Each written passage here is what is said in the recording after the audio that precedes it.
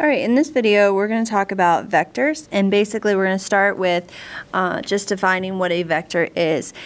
A vector is basically the quantity or a quantity that has both magnitude and direction, such as force, velocity, or acceleration. Okay? When we use the term magnitude, we're talking about the length, and then it has a direction as well. So for example, the quantity 6 miles per hour is a regular number or scalar. The quantity 6 miles per hour to the northwest is a vector because it has both size and direction. Some key points that you need to know for this unit are a vector is a directed line segment, PQ, with an initial point P and a terminal point Q. A vector has a magnitude, the length, and a direction. Magnitude is denoted kind of with the absolute value bars around PQ. Two directed line segments have the same magnitude and direction are equivalent regardless of their location. The set of all directed line segments equivalent to the direct line segment PQ is the vector V, which equals PQ. Vectors are denoted in the book with bold lowercase letters, usually U, V, and W. We indicate vectors as U, V, and W when we're writing them.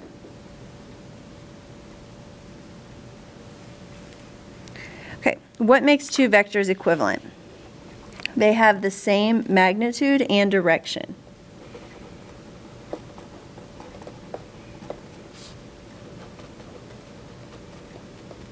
Okay, so here if we let U be the vector represented by the directed line segment from R, 7, -3, and S, 4, -5, and V be the vector represented by the directed line segment O from 0, 0 to P, -3, -2, prove that U is equivalent to V.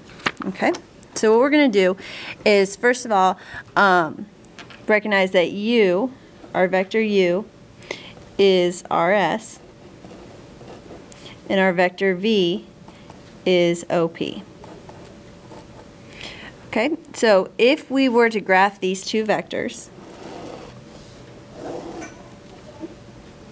RS is from 7, -3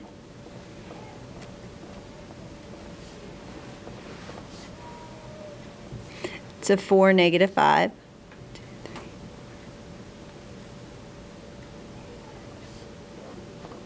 Okay, so our vector, here's R, here's S, goes from R to S. And our vector OP from 0, 0 to -3, -2.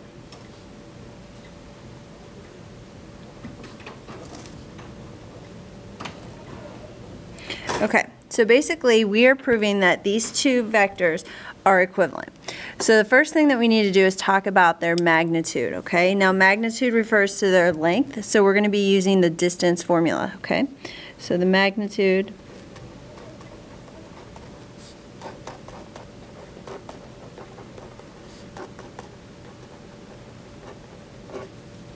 So let's start with the U vector.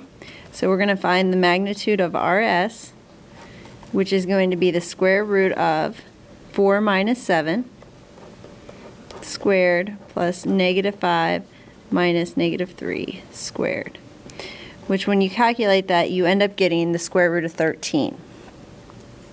Okay, then we'll do the magnitude of V, which is from OP. So in this case, we have -2 minus 0 squared plus -3 minus 0 squared, which ends up giving us the same -13, or sorry, square root of 13. So right now, all we've done is we've proved that their magnitudes are the same. The second part here is we need to prove that they are going in the same direction.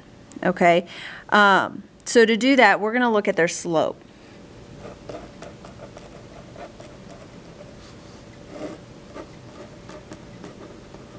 Okay, so our slope of vector U, our slope is going to be -5 minus -3 over 4 minus 7, which gives us -2 over -3, which is 2/3. Same thing with V. We're going to find our slope of V, which is going to be negative 2 minus 0 over negative 3 minus 0, which also gives us negative 2 over negative 3, 2/3. So in this case, we have just shown that our two vectors have the same magnitude, so they have the same length as the square root of 13, and they're both going in the same direction because their slopes are the same, 2 over 3 and 2 over 3. So since they have the same direction and same magnitude,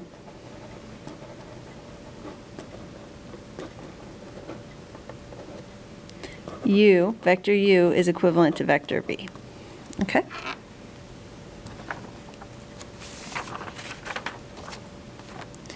All right, on the next page, we're going to talk about how you represent vectors. Okay? So, basically, we're going to talk about a couple different things. The first one is going to be the standard position. This is the initial point of the vector is at the origin, okay? So in the previous example, OP would be a vector in standard position because it started at the origin of 0, 0, okay? If the initial point of your vector is at x1, y1, and the terminal point is at x2, y2, then the component form is going to be, of the vector v, is going to be x2 minus x1, y2 minus y1, which is going to give you your vector v1, v2. Okay? The vector v1, v2 is called the position vector of the point v1, v2. Okay? So basically, this is how you would just take any vector and put it into standard form. Okay? To find the component form in this first example, and the magnitude of the vector PQ, where P is negative 2, negative 2, 2, and Q is negative 2, 5. So basically, we have this vector PQ, and we're asked to put it in component form. Okay? So if we sketch this, we're at negative 2, 2, and negative 2, 5. So right now, our vector looks like this. Okay? So we want to change this so that it's in component form and then find the magnitude, okay? The reason why you want to find the component form first is because it's a little bit easier to find the magnitude once you have it in component form, okay?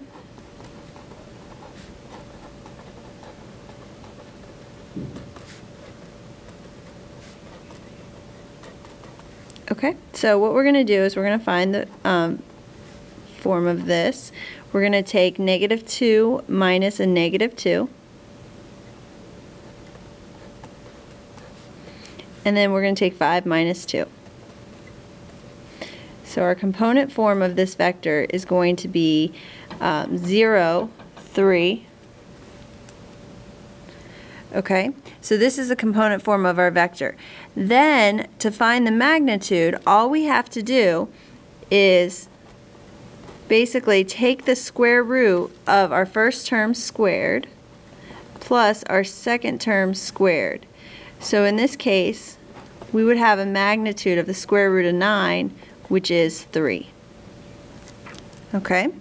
So if we put it in component form first, finding the magnitude is going to be a lot easier since you don't have to subtract your values. You can just square both of them and then take the square root. Okay? All right, why don't you try number 2 by yourself?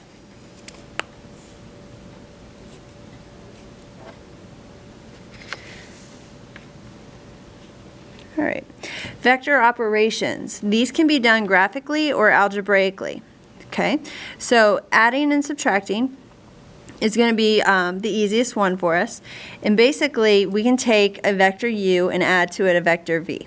Okay? Here is a general equation that you could use to do it algebraically.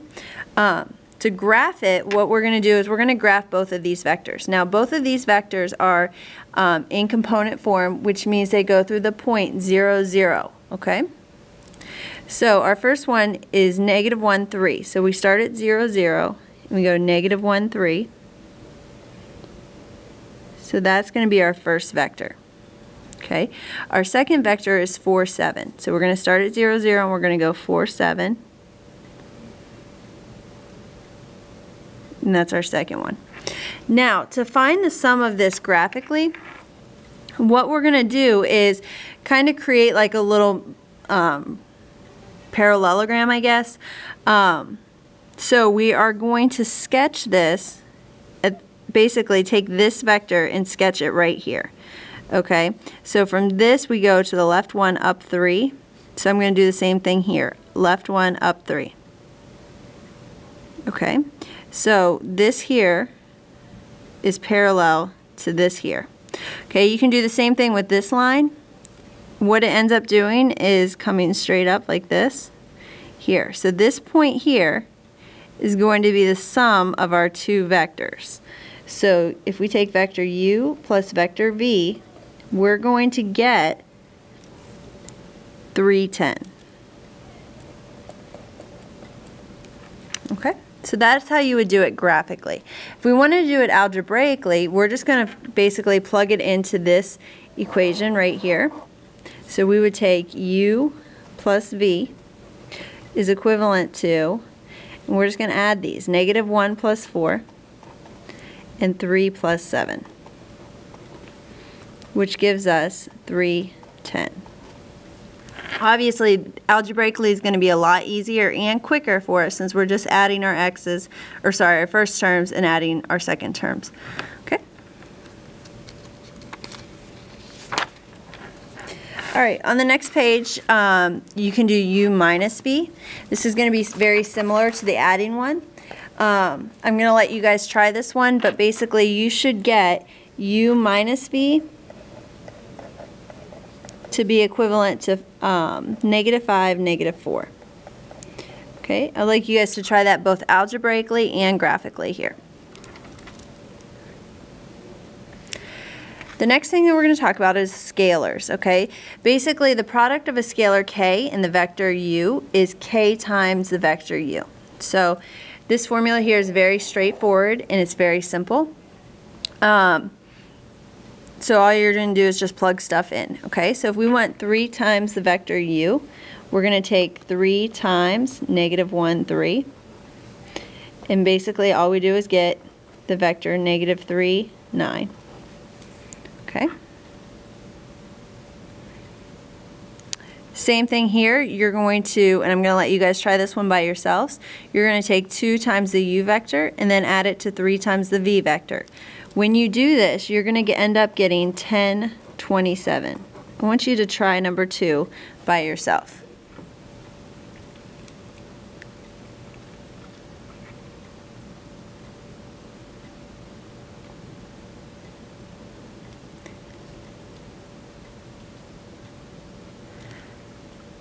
Okay, when would you use these scalars? This is just kind of a side note, but basically you would use these scalars if you're trying to find the force of something. So if you're taking your mass, which would be a scalar, and multiplying by the acceleration, which would be your vector, you're going to get your force vector. Okay, so you're going to use scalars when you're finding force, which is mass times acceleration. That's one example. All right, real quick, some special vectors. Okay, the first one is our 0 vector, that's 0, 0. The second one is our unit vector. These are important because our unit vectors have a length of 1. We are going to be asked to find the unit vector of certain things. Basically, the vector u is equivalent to, u representing our unit vector, is equivalent to the vector v over the magnitude of v. Okay, this is called our unit vector in the direction of v. Okay, so for example here, if v equals -3, 2, verify that v over the magnitude of v is a unit vector in the direction of v. Okay, so we're going to do this kind of in steps here. We need to first find the magnitude of v. In this case, the magnitude of v is going to be the square root of -3 squared plus 2 squared, which gives us the square root of 13. Okay, so our magnitude is the square root of 13. So to find our unit vector, what we have here is our vector -3, 2 over the square root of 13. Oops, 13. Okay, if we write that out, that's going to be the same thing as negative 3 over the square root of 13, 2 over the square root of 13. Okay, so this here is our unit vector. What we are asked to do here is prove that our unit vector has a length of 1. So to do that, we are basically going to take the magnitude of this. Okay, so the magnitude of negative 3 over the square root of 13, 2 over the square root of 13 is just going to be the square root of negative 13 or 3 over the square root of 13 squared plus 2 over the square root of 13 squared, which is going to be 9 over 13 plus 4 over 13, which is the square root of 13 over 13, which is 1. So this, in fact, is our unit vector, and it has a magnitude of 1. So what we've done here is we basically just proved that a unit vector has a magnitude of 1. Okay? Remember, it's still going to be in the same direction as V,